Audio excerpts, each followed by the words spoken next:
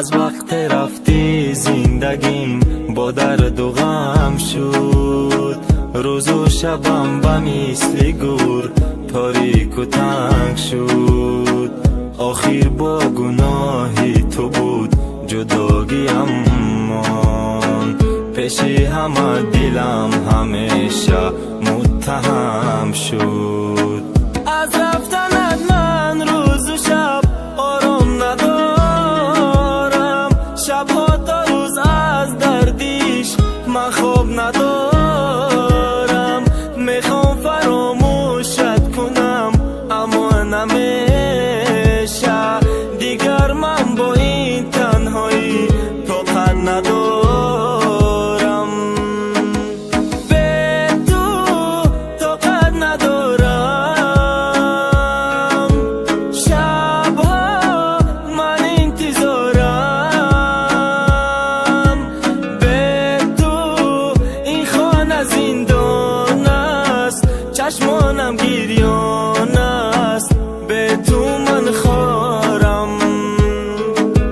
درد است جدایی چی سخت است. حیات به تو مرگ است. آه این چی سخت است.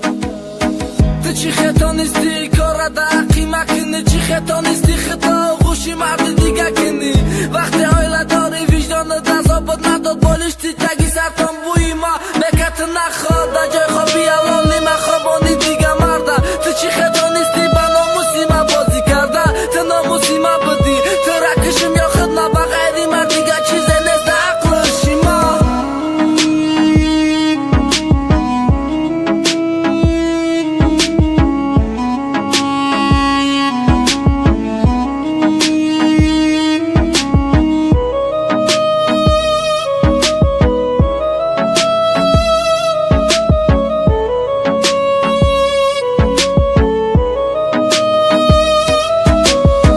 هرگاه که روی تو را در یاد آرم. با علم فریاد میزند این دل زارم. درد عشقت این دلم را آزرده کرده است.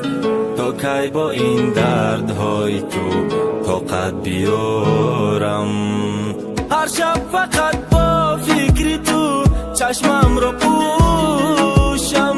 گمان میکنم که هستی تو در آغوشم. افسوس که این همه بوده است تو در خیال